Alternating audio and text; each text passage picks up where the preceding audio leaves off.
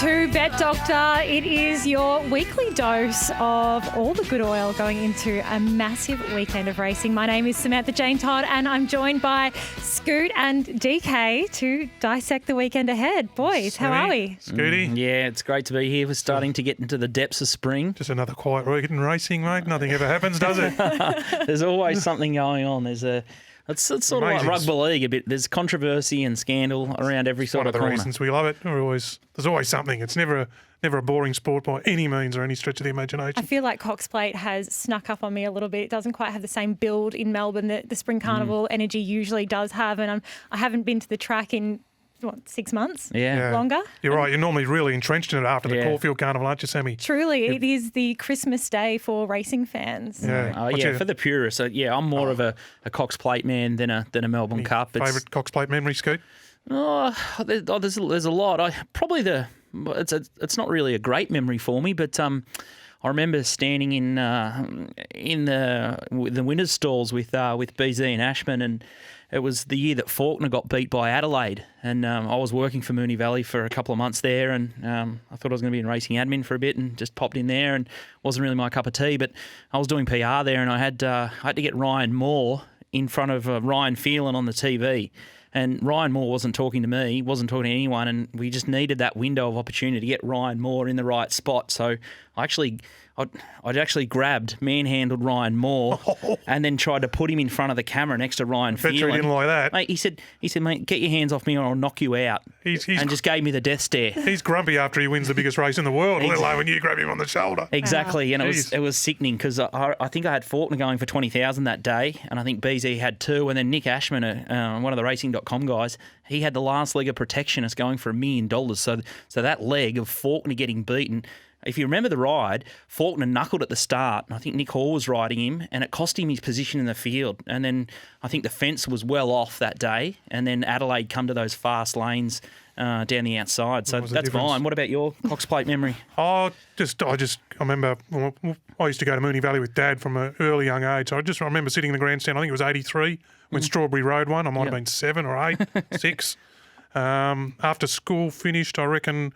all the schoolmates, we were up the stand the day, Saintly and all our mob and all that come down the straight, Volante, all duelling down the straight. So, that 92 one with the fall and Let's Elope superimposed. I mean, we were 16, 17, in love with racing that time, and all those champion horses, all in the one race. Yeah, it was amazing. It was amazing. So, it's a magic race.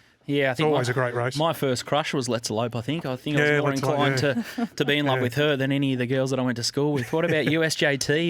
You're a Winx fan, or what's your Cox Plate memory? I know that's I know that's everyone's, but I am a lot younger than both of you, I might add. No, I mean, Winx just gives you goosebumps and she gives you tears in your eyes when you watch her run. She's an amazing, amazing specimen. We're so lucky to have seen her race in our lifetime, but I don't know. I think Scoot giving up PR after manhandling the talent might have to be a highlight as well. You're out the door the next day. For a jockey, for someone that's about 5 foot, he's actually quite intimidating, Ryan Moore, and I'm probably not the first or the last person to be intimidated. No, certainly not. Oh gosh, well, you got alphaed by a little Cocker Spaniel, didn't you, Mums? Yeah, I did too. That's a story for another day. Anyway, we've got a massive episode. Obviously, we're going to be looking at the Manikato and the Cox Plate. We've got some great talent as well coming to help us out. Cam O'Brien, we've got Trever Lawson as well, and then, of course, Maddie Taylor to help us in Sydney. Stay tuned. I think we've got, by popular demand, the Snowman, in the know with snow. He's back. Yeah, he's Little Birdie fame, and he's our man at the Caulfield Hut, so he gets all the mail from the McDonald yard and the Price yard and the Mars, so he's a bit of a man about town. So proper tips. Yeah, exactly. But DK, what I think it was Geelong Cup yesterday, and then Caulfield Cup. Let's recap. And was there any big eye catchers for you out of those races? Let's start with the Caulfield Cup. What the runs or the horses to follow from the race? You hard to knock the first 2 over the line. And the barrier draws affected obviously The result. Yeah. So, and it was a great ride by Mark Zahra to edge off and get clear. It's just, he's just very elegant. Yeah, and he was in a rich vein of form on the day. It's just a jockey riding possessed, you know. It's a bit of a pearl, that, isn't it? If a jockey rides a winner in the first couple of races, they genuinely have a pretty good day, or they can bob up and ride another winner. Takes me back to Cox Plate Day, when the only horse to get close to Winks was Humidor, and on that day Blake Shin was absolutely, he'd already ridden 3 winners. Yep. He was in, and he rode an inspired race on Humidor, and nearly pulled it off, but obviously didn't. But so that was a great ride by Zahra. So Andy Van Dyke, if he gets, obviously draws a better barrier in the Melbourne Cup and things like that. Prince of Arran, like the same. Prince of Arran sat nice run 4th in the Melbourne Cup, or 4th or 5th in the run last year. Well, he had to go back to last. And he's charged home in the best of the race, which you can do from back in the field because you haven't done a lot of work. Yeah. I didn't think there was much outside them that would compete, especially, Tiger Moth's this X factor in the Melbourne Cup that looks like he's going to be very hard to beat. So I didn't see anything. Or yesterday in Geelong, they're sort of good, solid stayers. Steel Prince is a very solid horse. But I couldn't see, I wouldn't go for any of them to sort of what I've seen of Tiger Moth at this stage. Yeah, and then we've got a viewer question from the show. Corey's asking, can Very Elegant run 3,200? And I would have preferred, if she was my horse, I don't know how she's pulled up. I'm not obviously connected to the stable at all, but I think she's more of a Cox Plate type, and the pressure of the 2,000 metres would be more her go, because she sort of pulls like a teenager a little bit. She's brilliant enough to win a cup, but you saw a horse like So You Think. He was on the Chewy the whole time, and he got beat. He couldn't run the 3,200, and he was an absolute superstar. And she still does a little bit wrong in her races to sort of switch off for that jog 3,200 and then, the staying contest that it is. So I think she's brilliant enough to win it, but yeah, the switch off factor. And that's sort of, last year, there was a horse, Constantinople, and I was sort of tossing up between Constantinople and Vow and Declare, but I like the way that Vow and Declare just put his, he goes to sleep in his races, and that's, I guess, how I leaned that way over Constantinople and got a bit lucky last year. But yeah, I think racing manner and being able to switch off for 3,200 is important, don't you, DK? It's important, but he's got beautiful hands, Mark Zahra, and it'll be the tempo of the race. We've seen a couple of very slow tempos Melbourne Cups in recent years. One thing I look at when I look at that sort of stuff for horses going up in distance is how they are after the line, how strong they are after the line, when they're sort of not being pulled up, but they just keep it maintaining a gallop. And she struck me how well she was going 100 metres past the post in the Caulfield Cup. I know she was sort of cutting back down to the rail, but if you look when they pan back to the field, she was like 4 lengths in front of Anthony Van Dyke. So I know they're pulling up, but that's something I look for, how well I can sustain a gallop after the line under going. So she would have to settle and have manners, but I'm not. I think she's some chance to run it. And then, looking at, I guess, the puntingform.com.au data, there's a horse like Warning, for example. I sort of thought it before the race but he's just sort of stamped himself as a horse that stretches out and finishes off a lot better at Flemington. So he's probably another forgive run. It's sort of a big horses for courses type thing with a horse like Warning, because he was brilliant at the start before, and I think he just finds another leg. So I wouldn't be totally dismissing him. But again, this horse Tiger Moth's probably the one that we all have to worry about. No, that's right, Scott. Yeah, no, he's three. He's going to be a fantastic talking point coming into this Melbourne Cup, and we're not there yet. But he's coming in at his 4th start, I think, and he only had the 3rd start really because he had to qualify. Really, he didn't have enough weight to make the Melbourne Cup, so they had to send him around in a Group 3, which he bolted in just to get him some more weight. Otherwise, he would have come in at 49 kilos or something. So we think he's got enough now. But anyway, we'll talk about that closer to the race. Anything catch your eye at the Geelong Cup? No, as sort of DK said it, they look a class below, in my opinion. Like Steel Prince was good. He's a great horse. Good Australian staying horse. Yeah, it was amazing. Cam O'Brien tipped up Ladonda V as a roughie in the Caulfield Cup, and I was amazed at the drift. I think he was $5.50 out to $8 yesterday, and he almost pinched it out in front. He just hit that flat spot, and like some of these stayers, they're sort of just a bit one bat. So had the rider got into him a little bit earlier, might have been a different story. But he whacked away and nearly pinched the race. So it's interesting. A lot of the tips that you'll find out of this show, if the horses don't win at that start, they're generally around the mark. The difference between sort of a professional and sort of a novice punter, they'll find a horse and they may get it wrong one race, but they're about to peak, and we're sort of looking for horses for grand final day. But I can't wait to talk to Cam and Trev up soon, I suppose. That's exactly where we're heading. Up next, we're talking to Trev about Manikato Stakes and Cam for the Cox Plate. This is Bet Doctor. It's a behind-the-curtains look at how pro punters bet. You can follow us on Twitter at BetDoctorTV. Welcome back. You are listening to Bet Doctor. My name's Sammy Jane Todd. I'm here with Scoot and DK, and we're about to dissect the Manikato Stakes with Trever Lawson. Trever, welcome. Welcome. Sorry. Good to have Sammy. How are you? Yeah, really good, thank you. We're good too. Yes, Trev, we're here, mate. Scooty. I know Sammy's the star of the show. No, brother. You only want to talk to her. We can just leave the room if you like. I'll burn you too. Just talk to Sammy. Trev, Manikato Stakes night. Question from one of our fans on Twitter: how will the track play? And I've had a little bit of a look at the weather map, and it looks like 3 to 10 mil in the afternoon and evening. So that'd be a big worry if the rain comes when they're actually racing. It chops out, doesn't it? Yeah, it'll chop out if it's right. But they've sort of had. Lucky they're not punters. The bomb, they don't sort of seem to be that right. So I sort of had a look on one of the sites I look on, and they've sort of been wrong a bit too, but they're sort of saying maybe sort of from 5 o'clock tomorrow night we might get some. It'll just depend when it falls. Like the way it's been lately, I think all you can do is I sort of just do it for sort of normal and then just wait and see. I think more so probably Saturday's probably going to be more affected by the rain. But traditionally, the inside can be off if the track gets slow or worse. But in the last sort of few years, both lanes sort of 1 and 2 have been pretty good.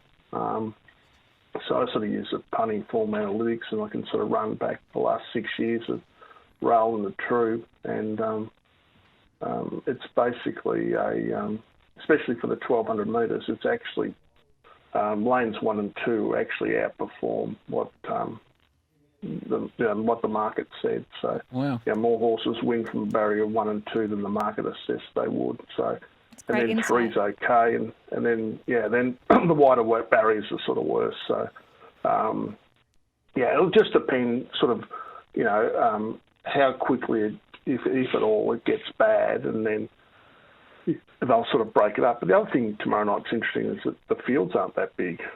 So, they're not going to sort of butcher it up too much, you would think.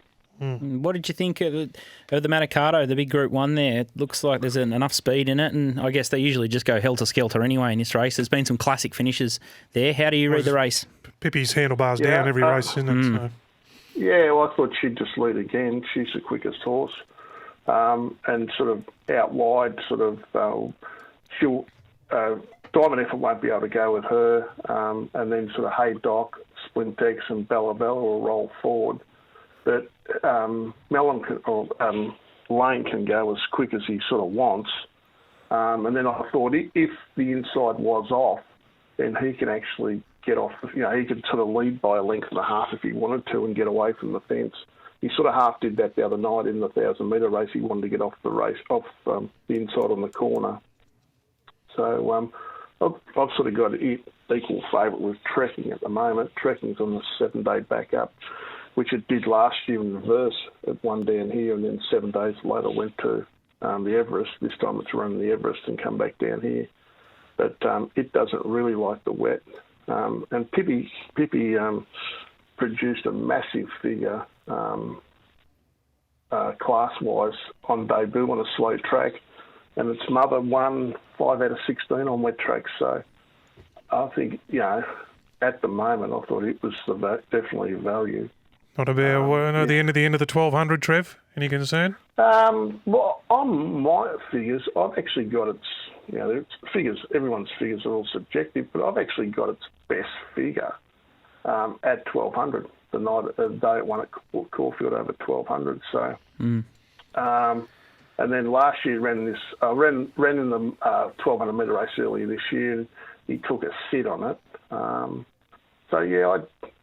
With the good riders, as long as they don't get sort of burned in front, but it's just I think he can sort of go at a genuine speed, and I thought she was probably the horse to beat. Thank you very much, Trev. We loved your insight. Thank you very much, Trev. If you wanted to take advantage of his tip there, Pippi is $5.50 still with Top Sport, and you can get set to win $10,000 right now if you're worried about missing the price, or you can wait until the day once the official prices are open, and you can bet to win a massive $50,000 with Top Sport. So they are willing to take a bet if you get bet rejected. Open up an account with Top Sport, but make sure you gamble responsibly on 1-800-858-858.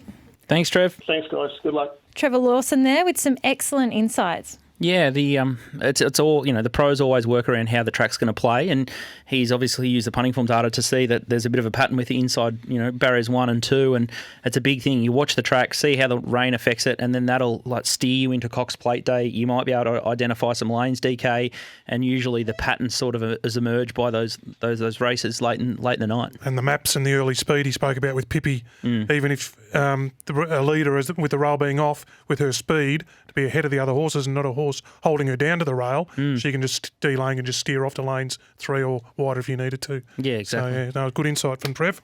Cam, what have you got for us for the Cox Plate? Yeah, the Cox Plate's interesting. That lane stuff will play a part. I remember back in 2016, 15, or 16, with Winx's Cox Plate, where she railed up, and that was lightning fast on the rail that day. And it can be, like those lanes 1 and 2 can be the place to be when the Valley's got the rail true, as it does for these next 2 meetings. It's going to be, as you alluded to, though, it's going to be interesting. It's going to change things by how much rain they get between sort of tomorrow and during the day on Saturday, whether that changes the patterns or what. But, that'll play a big part with the rail and the true for sure. And what sort of track are you sort of working on with the best you can do? Yeah, for Saturday, I've been sort of working on about a soft 6 to a 7. I mean, there's quite a bit of rain predicted, but looking at it, I was talking to Trev actually about this yesterday, and he sort of thought that the majority might come on Saturday based on the maps that the Bureau have released on their website, and it sort of might be Saturday morning or Friday night past the races. So I'm working on a soft 6 to a 7 for Saturday, and by the time the Cox Plate comes around, race 9, the track could be worn out. So it's hard at this stage to know what the pattern will be by that time of the day on Saturday. There could be adjustments. So I've worked on those sort of inside lanes being better. My market might have to be adjusted on Saturday afternoon if things change, with the weather. Yeah, it's clear with the early betting, there's been a bit of money all over the place. The best backed with topsport.com.au, though, has been Colding from $21 into $12. You're taking a set against it, though, here, Cam.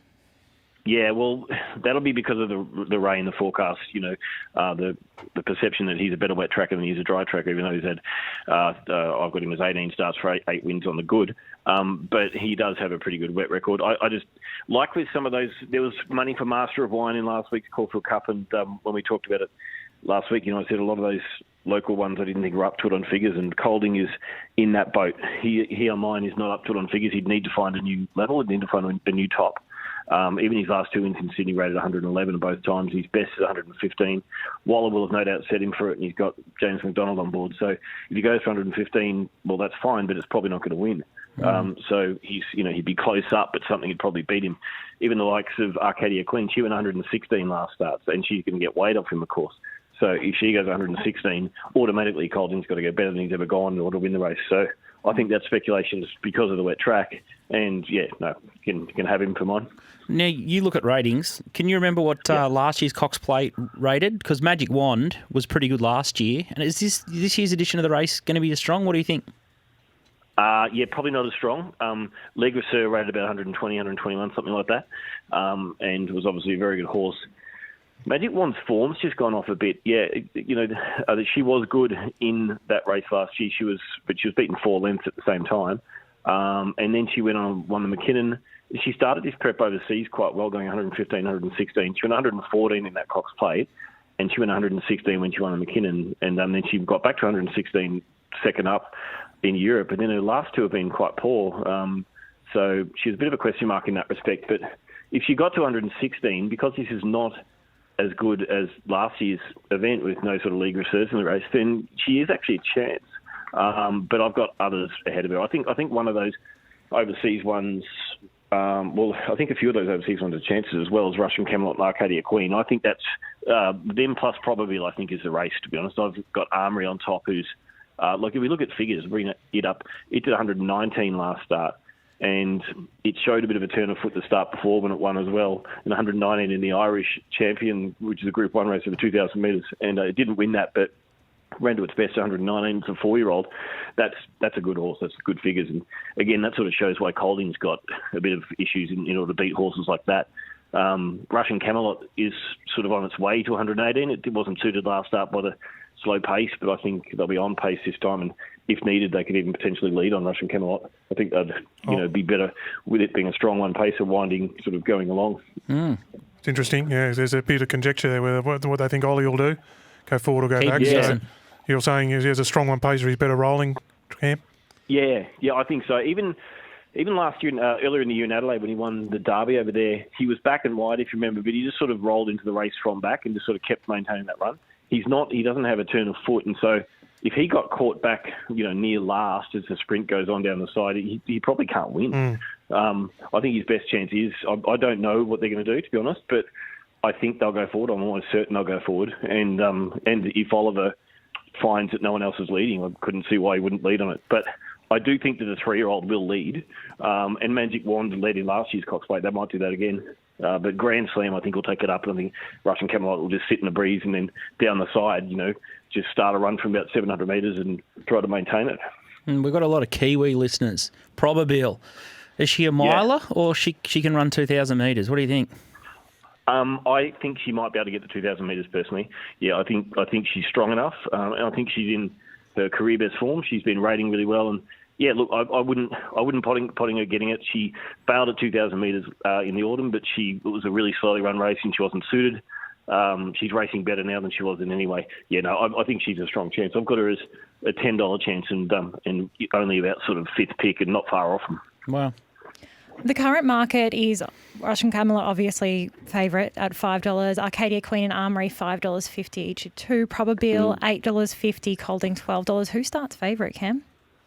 Probably Russian Camelot still, but just because of the hype and how much he's been, how long he's been favourite and that kind of thing. But Arcadia Queen will be solid.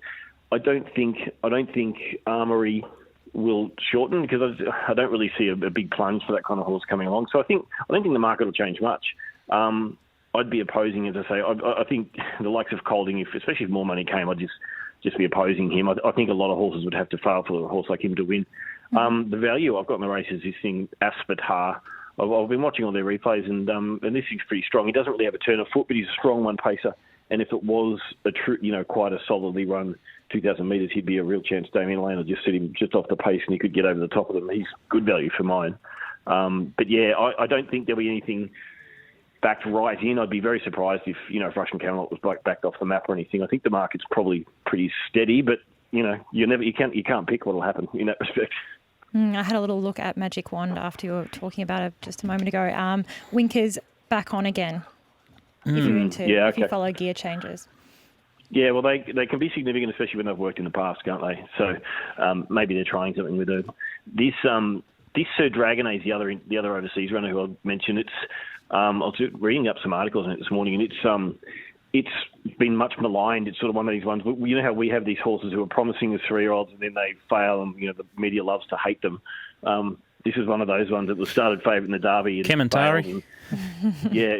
Kementari, yeah. There's a long list. It's a pantheon. But Sir Dragonet sort of keeps going around short odds on, and it's run 4 seconds in a row. And so, all at favourite odds. So, yeah, it's got ability, but it could win, but it might be a bit of a nonny as well. Glenn Boss is not really riding that well either. No, he's not that profitable. Yeah, he's got some ridiculously low strike rate in his last few months. A few wins only and a lot of rides. Hey, a little money around the grounds today. Best backed elsewhere on the card for Moonee Valley on Saturday is race 7, number 5, Dr. Drill. From $9 into $6.50. Yeah, into $6.50 out of the piping hot Ma and Eustace stable. So keep an eye on that one. Thank you so much for joining us, Cam. And that was Cam O'Brien from Champion Bets. Up next, we're talking to Dream Team Matt about Randwick. Yes, you are listening to Bet Doctor. My name is Samantha Jane Todd. I'm here with Scoot and DK. Stone Cold Scoot. It sounds like we're coming up to Stone Cold Matty Taylor. WrestleMania. Matty. Dream Team Matt. Hey. Hey guys, how Welcome. are we going? The biggest I intro was at WrestleMania last year. Outstanding. Hard to The year beat. before, actually. was the Undertaker Yeah, I there. had to Is kick it off. he still going around the Undertaker? He didn't go around that year. It was the first time in about 20 years. I gave him a year off. But He's got the best entry ever, the Undertaker. It's something else. he does. Oh, Hulk Hogan was there, so I got to see Hulk Hogan live in person. These So- boys You- must be all you 60 two years young- old, are they? I was a Hulkamaniac when I was a kid. Back then, it was yeah, huge. totally. Yeah. No, he's not wrestling Hulk at the moment. He's definitely not. But it's the glory days, eh? They When did we all a peaked in then our and childhood. now. Yeah, we've Article. definitely regressed. Maddie, you've been the hope of the side the last couple of weeks. It's me. It was Good.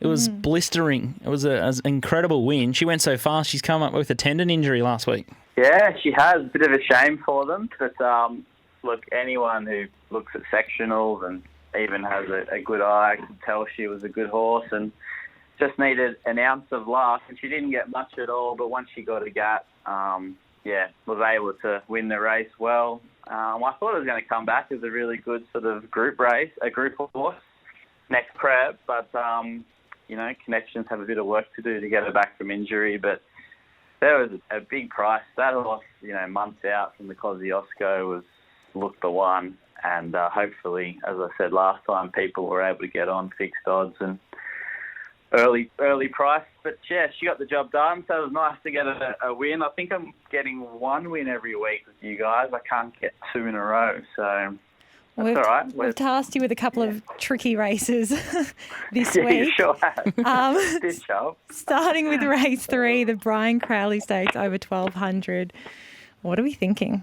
Yeah, so Destination Poppy, it's $3.40. Yeah.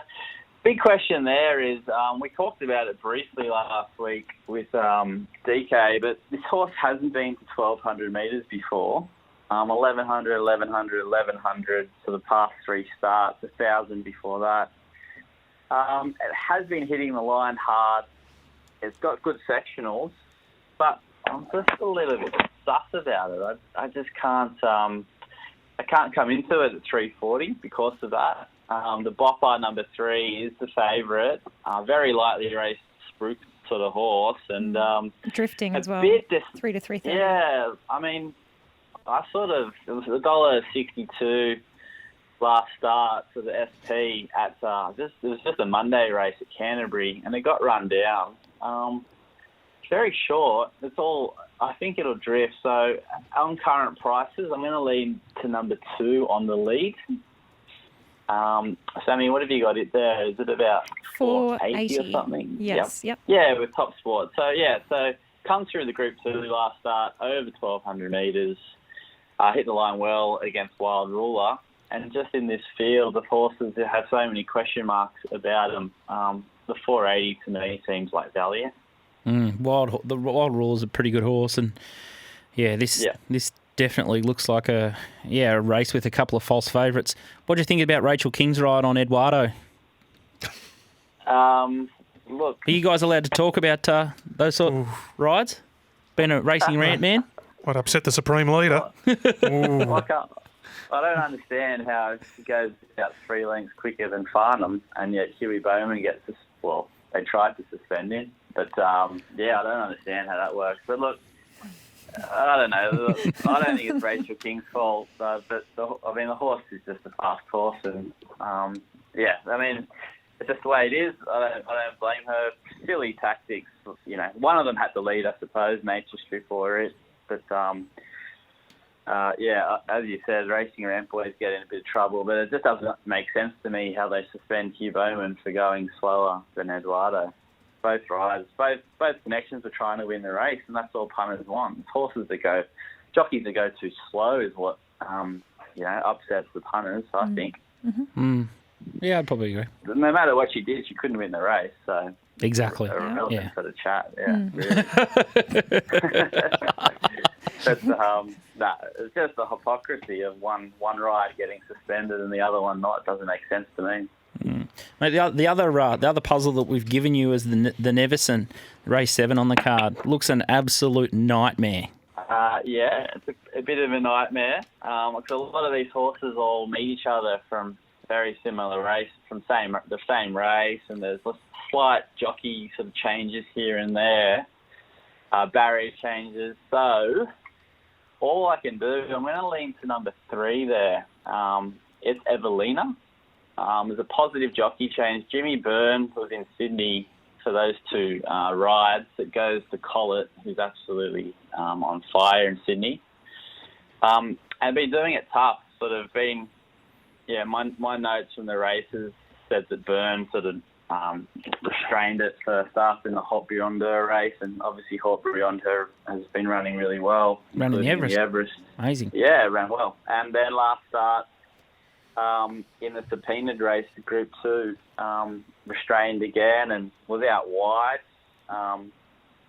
2 good runs. Barrier 5, a new jockey.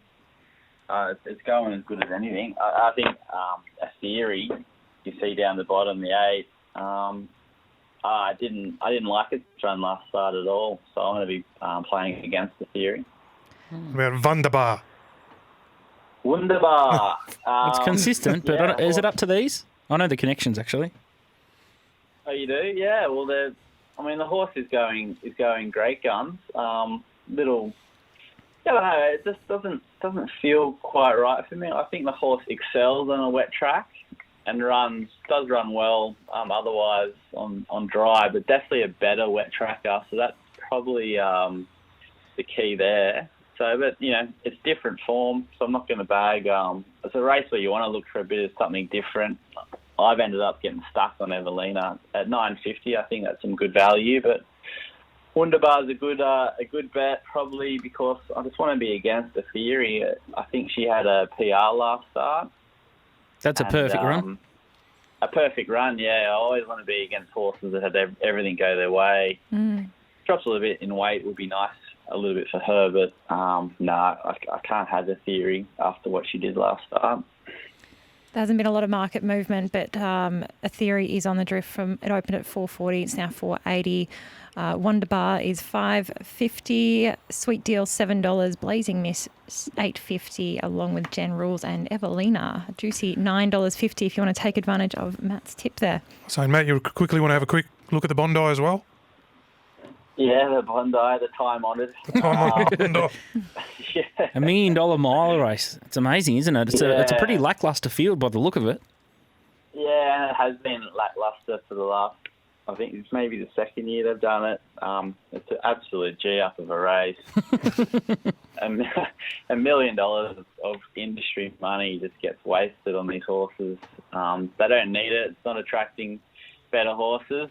So it's just a disgrace, really. The money should be sent elsewhere to hard-working owners, but let's not talk about that. I think the horse to follow is going to be number 3, Acrophobic. I've been talking about Acrophobic for about 2 or 3 weeks with you guys. And, you're a bit attached to it. It was a huge run last start. That's good. It was only just it started to get going late again. Yeah, it did. So the 5th, I think the problem last start was it probably wanted longer, and it gets an extra 100 metres on Peltzer, the horse that held it off last start.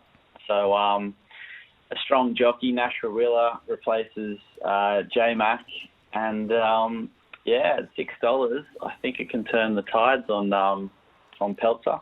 I think, the only sort of negative I found with that one was the inside draw. He might do his best racing outside horses, but otherwise, just if you're looking at the price point and who's going to relish the extra 100 metres, I think 5 to 1 or $6 looks a great little bet. Thanks, Matty. I think you're onto one. Beautiful. Good luck, guys. Something. And that was Matt Taylor from Racing Rant. If you're having a bet this weekend, check out Top Sport's 110% markets every Friday at 3 p.m. Set an alarm. You don't want to miss this one. Next up, In the Know with Snow. Clickety-clack, the snowman's back.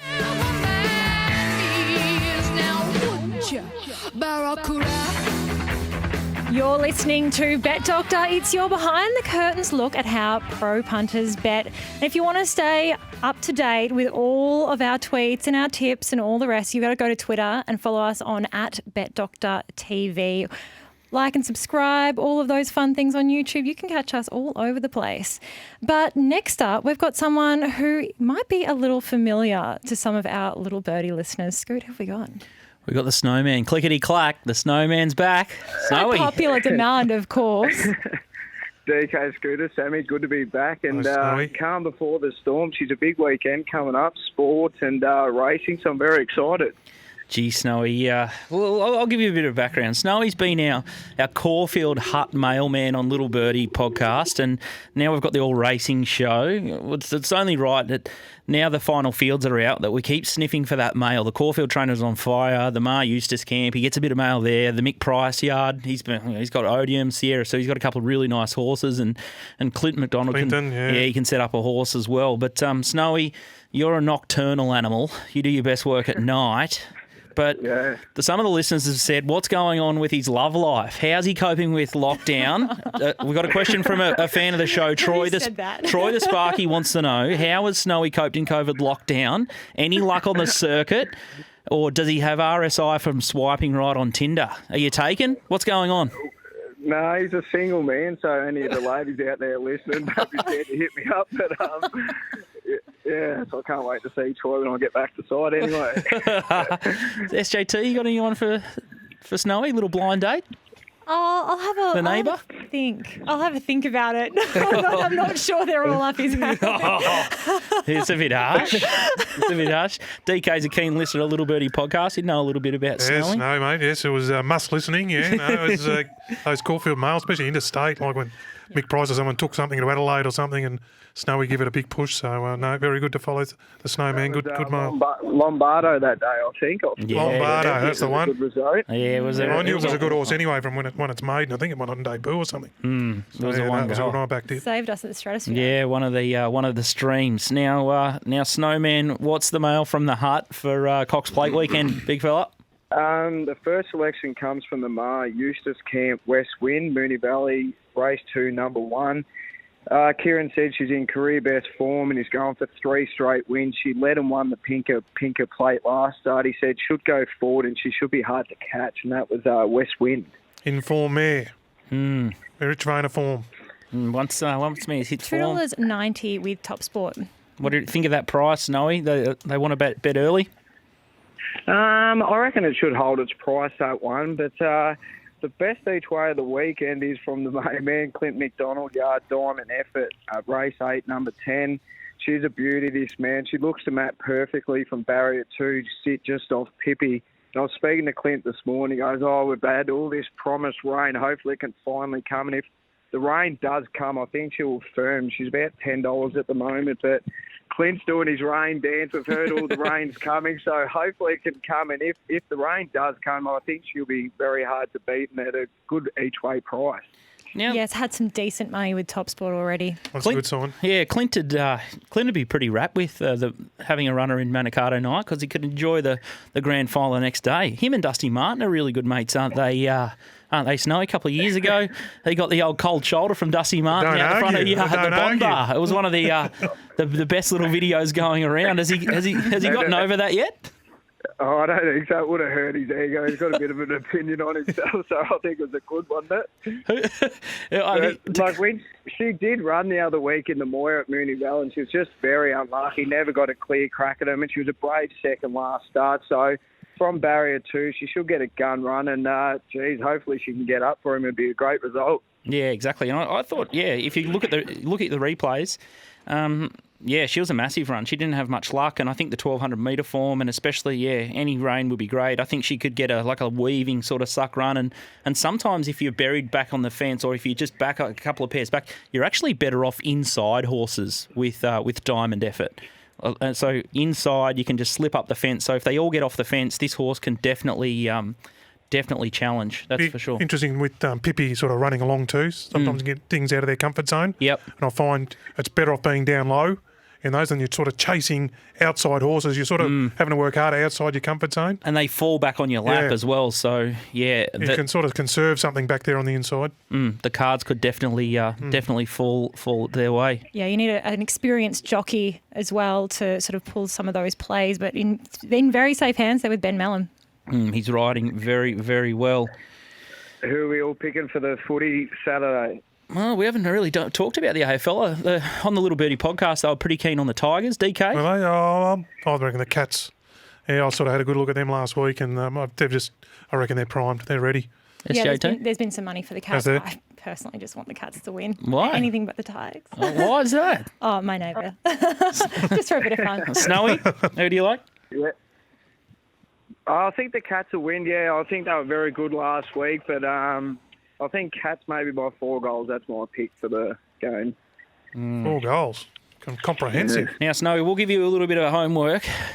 Kieran Maher has got an arsenal of 2-year-olds. He's got all these horses that are just going to come out and pick off all the 2-year-old riches we hear. So I want you to get down to that Caulfield Hut and get the good oil. And I think there's another horse that we need to learn about as well, Sierra Sue. I think it's going to the Golden Eagle next week from the Mick Price yard. So I'll give you some homework and get back to us next week with that.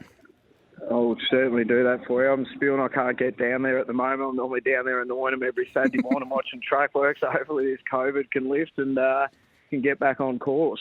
Beautiful stuff, mate. On your Snowy. Have a good weekend, guys. Thanks, mate. Cheers. Yeah, good luck.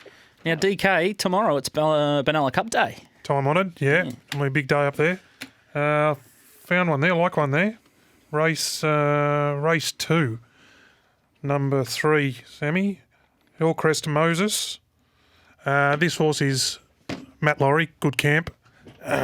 Savaged the line first up, having no luck. Had to go back from the wide draw. Sort of rode for luck and just never got any. Was charging to the line, very fast sections. Has drawn poorly there, but I think they'll give it a bit more room. It'll be off them, but if you can get to the middle, it's got the weapons to round them up. Had jumped out very well leading into this prep as well, so that's a good sign. So Hillcrest Moses, race 2. I don't know if they got prices up yet, Sammy, have they? Not yet. No. You can obviously take Top Fluck or Best of 3 Totes plus SP. Sometimes when there's a Friday night meeting, they put up the Friday prices for the day meeting a bit later. Yeah. So this afternoon, but keep an eye out for it. Hopefully it's a little bank builder into Manikato night. What was your highlight from the show, DK? Highlight from the show, probably the insight we got from Trev on lanes and the track patterns and things like that. I don't overplay it a lot myself, but I'm betting in the country a lot of leaders tracks. I'm betting in the first few races a lot of times, so I don't take a lot of notice. So it's good hearing it, and particularly the leaders. I mean, we love to find a leader. Every other horse has got to get past a leader, and that's why you're seeing them leading to Pippi and learning things that they can steer to the best ground. So that was good insight.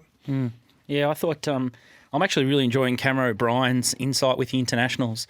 You know, he's clearly got the ratings sorted out for these horses. He was desperately unlucky with Anthony Van Dyke last start in the Caulfield Cup. And then again, Le Don de Vie, I think he had it shorter than the market. And the market seems to not fancy his horses. And there's like a little bit of a trim up late for them. So, yeah, a horse like Armory might be the way to go in the Cox Plate if you're looking to steer away from the locals, which it sounds like the locals will be a little bit over bet here. So it could be a late drift Armory and it could be the way that you want to go. What about you, SJT? I'm siding with DK here. I thought Trevor's insight about how the track at Moonee Valley plays particularly favoursomely to the inside sort of runners is definitely something that Rob Waterhouse has spoken about and many other serious punters. Rob speaks about it in a couple of his little Twitter videos. It's a track that really favours those who know what they're doing. So yeah, a lot of money can be made if you're clever, if you're getting the right information and you're getting the right data to really sort of make some profound decisions there. You can make a lot of money. So it's sad to see that track is going to be changing shape because that will, of course, take away that edge for anyone who is out there doing their homework. But I think Trevor's done a great job. It's going to be a massive day. Cox Plate by grand final, and as one, I mean, the Cox Plate. It's a great race. It's always a great race. So even though it's COVID and things like that, it's still very much a day to look forward to. Yeah, and I definitely will be having something on Evelina in the Nivison. I think Top Sport have just wound it out 9 out to 950. Matty Taylor, I could just tell the way he was talking about that horse from the Chris Lees yard. I'll definitely be having something each way on that. That's all from us this week on Bet Doctor. Make sure you're following us on @BetDoctorTV. We've got a huge week next week. Massive. Derby Day. Get excited. one of the @1 days in the state and leading into Cup week. So No car park, so it's just a bet-a-thon. We'll be here. So follow us all on you can do, bet. at Little Birdie Podcast on YouTube. Subscribe and follow us. We'll be here all spring for you. See you then.